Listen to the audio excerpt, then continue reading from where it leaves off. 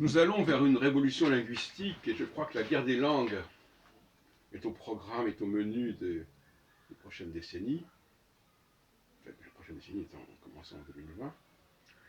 Et je pense que il y a une guerre des classes, une lutte des classes avec la question linguistique, dont j'en ai déjà parlé, et qu'il faut considérer une langue, une pratique linguistique langagière à deux niveaux, à deux vitesses. Pour l'élite, une conception de la langue qui n'est pas la même que pour le peuple, pour le bas peuple, si on préfère. Pour l'élite, une conception, je dirais,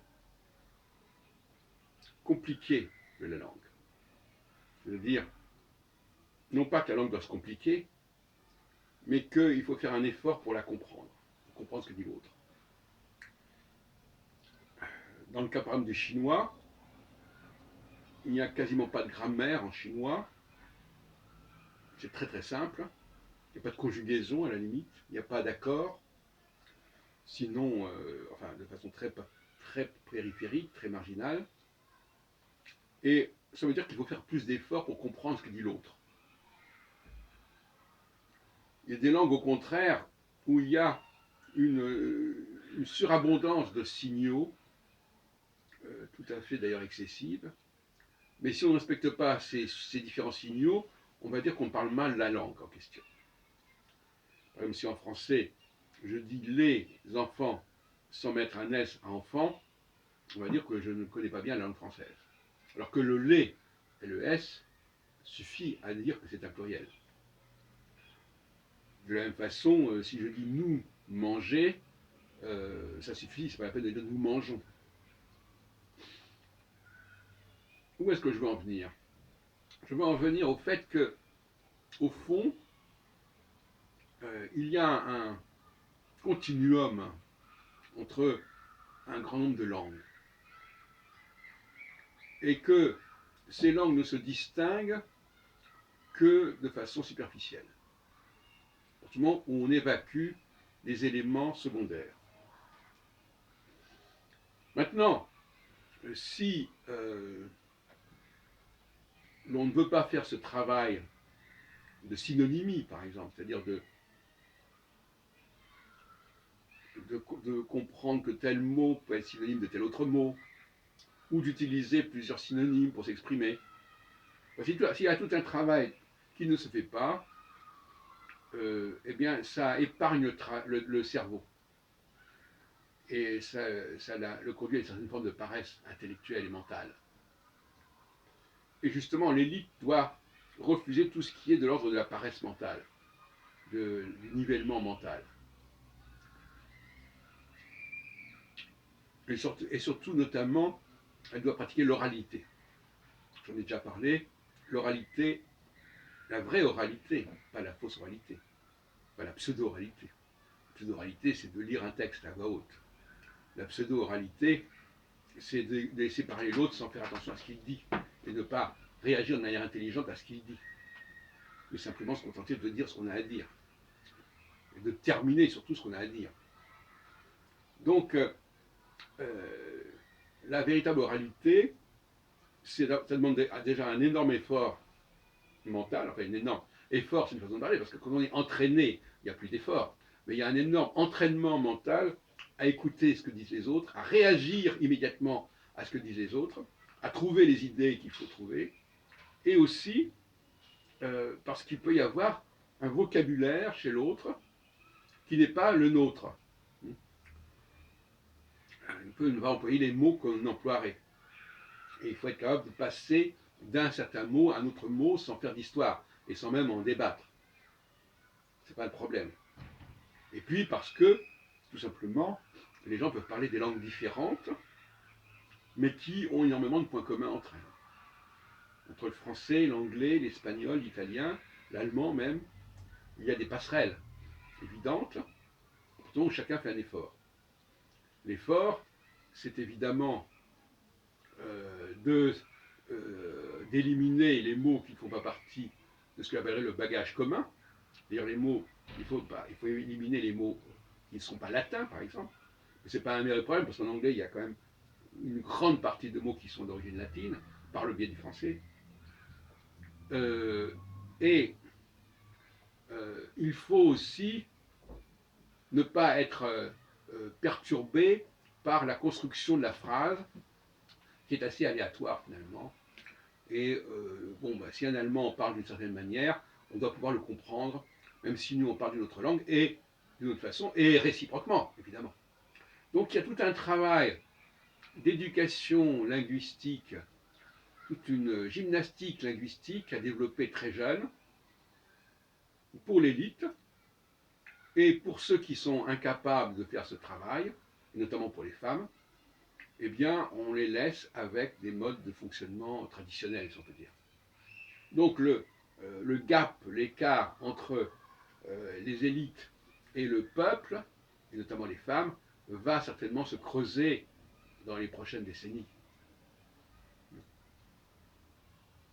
Alors, qu'est-ce que je conseille? Je conseille justement, lorsque l'on prend la parole, d'utiliser plusieurs synonymes, de façon à être certain que l'un de ces synonymes va être compris par l'autre. Deuxièmement,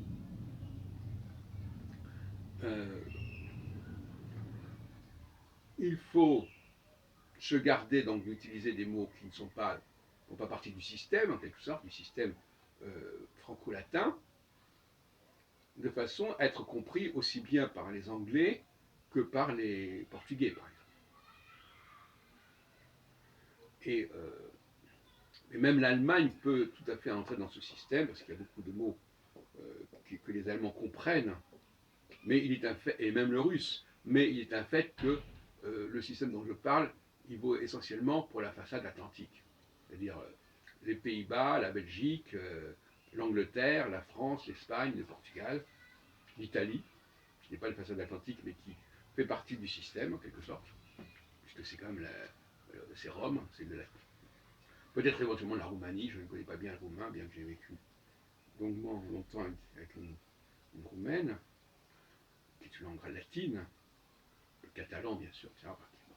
Et ce qui est important, c'est l'intercompréhension. Je ne veux pas, je ne parle pas ta langue, je te laisse parler ta langue, et moi je parle ma langue, et on se comprend. Voilà. Et actuellement, je suis pas mal d'émissions sur le chinois, ben c'est ce qui se passe finalement. Il y a une intercompréhension qui exige, ça n'exige pas d'apprendre des langues étrangères, mais ça exige d'être capable de comprendre quand une personne emploie un certain mot qui fait partie du corpus, de l'identifier, malgré la différence de prononciation, malgré la différence contextuelle, et je dirais justement pour terminer, les différences de forme et de fond.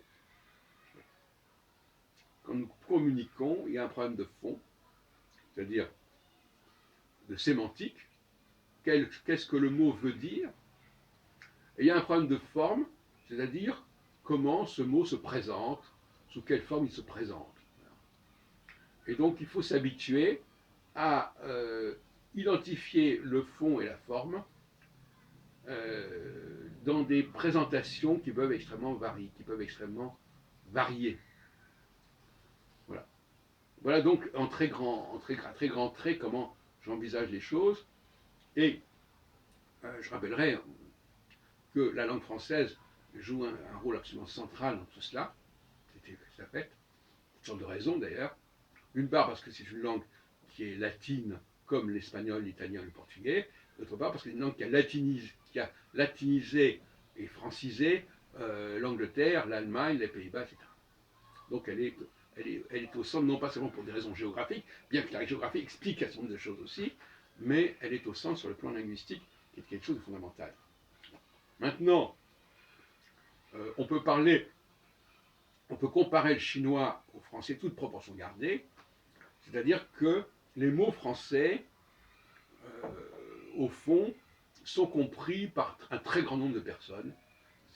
Quand les gens viennent à Paris, au fond, quand ils lisent le français, ils comprennent. Bon. Et s'ils sont doués sur le plan de l'oreille, ils vont comprendre même quand on parle. Donc, si vous voulez, il faut le dire, on ne l'a pas dit assez, mais c'est une des qualités touristiques de la langue française, c'est d'être comprise aussi bien par un anglais que par un portugais, sans parler, bien entendu, d'un maghrébin ou d'un africain. Et le chinois aussi a fourni au Moyen-Orient, enfin à l'Extrême-Orient, tout un système de tout un vocabulaire, ou plutôt, parce que chez eux, c'est plutôt la forme écrite qui est importante. Hein. Donc, il y a des formes écrites, des idéogrammes, que les gens prononcent de façon totalement différente, mais qui, à l'écrit, tout le monde comprend. Donc, c'est pas du tout comme en France, mais il y a dans les deux cas des rôles centraux. La Chine joue un rôle central en Orient, tout comme la France joue un rôle central en Occident. Ça vaut évidemment pour les États-Unis, pour l'Amérique du Nord, pour l'Amérique centrale et l'Amérique du Sud.